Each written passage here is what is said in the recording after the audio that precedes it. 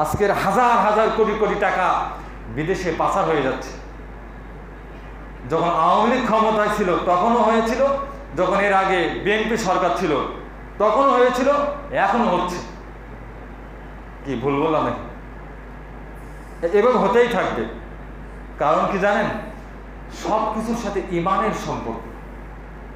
যেই ব্যক্তি যারা যেই স্থানে তার ক্ষমতা আল্লাহ তাআলা দিয়েছেন, সে হতে পারে ম্যাজিস্ট্রেট, হতে পারে প্রধানমন্ত্রী, হতে পারে ডিসি, হতে পারে সচিব, হতে পারে মন্ত্রী, হতে পারে এমপি, চেয়ারম্যান, মেম্বার, বিচারক কোর্টের। দেখেন আজকের অধিকাংশ এই যারা দেশ পরিচালনা করছেন, অধিকাংশ দুর্নীতিবাজ। অধিকাংশ কি ইমান তাদের নাই। তাদের ইমান থাকতো, আল্লাহর প্রতি বিশ্বাস থাকতো যে আল্লাহর হাসরের ময়দানে আমাকে হিসাব দিতে হবে, তাহলে কখনো সেই ব্যক্তি যাকে সেই দায়িত্ব দেওয়া হয়েছে তিনি কি টাকা মেরে খেতে পারেন? কি টাকা মেরে খেতে পারেন? যে হাজার হাজার কোটি টাকা মেরে খেতে পারে যার ইমান রয়েছে? কি ভাই পারে বলেন? কোন ইমানদার মুত্তাকি মানুষের, দেশের জনগণ, দেশের সম্পদ, দেশের টাকা আত্মসাৎ করতে পারে কোন ইমানদার মুত্তাকি? পারে কিনা? কখনোই পারে না।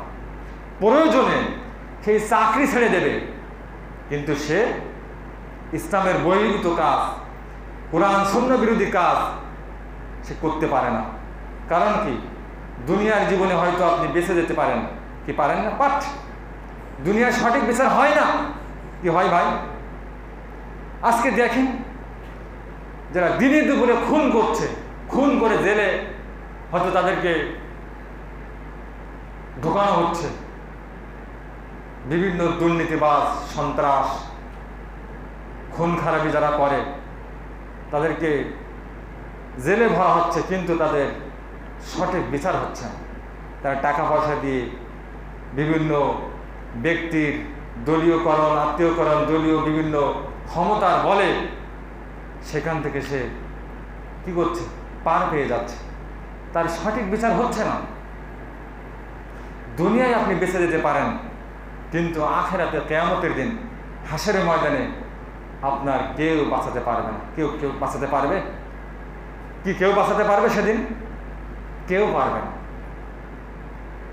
এজন্য আমি বলবো, এই বাংলাদেশের যে আপনারা ক্ষমতায় থাকেন না কেন, আল্লাহকে ভয় করুন, পরকালকে ভয় করুন, কবরকে ভয় করুন। কিয়ামতের দিন হাসরের ময়দানে আপনার হিসাব দিতে হবে। আপনি কয় টাকা মেরে খেয়েছেন, কি বিচার করেছেন, মানুষের সাথে কেমন ব্যবহার করেছেন। আপনি যখন ক্ষমতায় ছিলেন আপনি যা খুশি তাই করেছেন। আপনি আল্লাহকে ভয় করুন। কিয়ামতের দিন হাসরের ময়দানে হিসাব আপনি ভয় করুন। আল্লাহর দরবারে হাসরের ময়দানে উঠতে হবে সবাইকে। সেদিন কেউ বাঁচাতে পারবে না। আল্লাহ তাআলা আমাদের সবাইকে এবং যারা দেশের দায়িত্ব পালন করছেন বিভিন্ন জায়গায় তাদেরকে পরকালের উপর ভয় রেখে কিয়ামতের দিন তাদেরকে হিসাব দিতে হবে। সেদিন কেউ কাউকে বাঁচাতে পারবে না। এটা হিসাব রেখে তাদেরকে কোরআন সুন্নাহর আলোকে দেশ পরিচালনা করার তৌফিক আল্লাহ তাআলা সবাইকে দান করুন।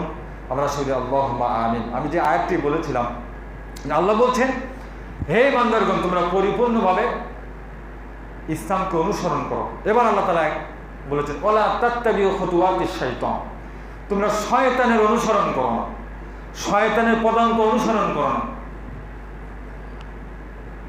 এবার আল্লাহ বলছেন, ইন্নাহু লাকুম আদুউম মুবিন, নিশ্চয়ই শয়তান তোমাদের প্রকাশ্য শত্রু। শয়তান কখনোই চায় না যে মানুষ ইসলামের বিধান অনুসরণ করে, কোরআন এবং সুন্নাহর আইন কানুন মেনে সে জান্নাতি হোক। সে শয়তান চায়? বলেন তো ভাই, এখানে যারা রয়েছেন, শয়তান কি কখনো চায়? এবং তার দলবল চায়? কখনোই চায় না। সে সবসময় আহ্বান করে ওই কার্যকলাপের দিকে, ওই কর্মের দিকে, যাহাতে মানুষ জাহান্নামী হয়ে যায়। আমরা শুনি নাউযুবিল্লাহ। কি হয়ে যায়? শয়তান এবং তার সাঙ্গপঙ্গ, তার দলবল চায় যাহাতে মানুষ জাহান্নামী হয়ে যায়। আর জাহান্নামী হতে গেলে কি করতে হয়? কোরআন এবং সুন্নাহ অবদ্ধ হতে হয়। কোরআন সুন্নাহ যেটা বলেছে তার বিপরীত করতে হয়। যেমন আল্লাহ বলছেন ব্যবসাকে হালাল করেছেন, শয়তান কি? সুদকে ছড়িয়ে দিয়েছে গোটা পৃথিবীতে। কি করেছে? সুদি কারবার করো, রাতারাতি কোটিপতি হয়ে যাবে, বড়লোক হয়ে যাবে, বিনা পরিশ্রমের ব্যবসা। আমরা শুনি নাউযুবিল্লাহ। সুদ গোটা বাংলাদেশে এই যে ব্যাংকিং সিস্টেম, এটা সম্পূর্ণ হচ্ছে কি সুদি কারবার।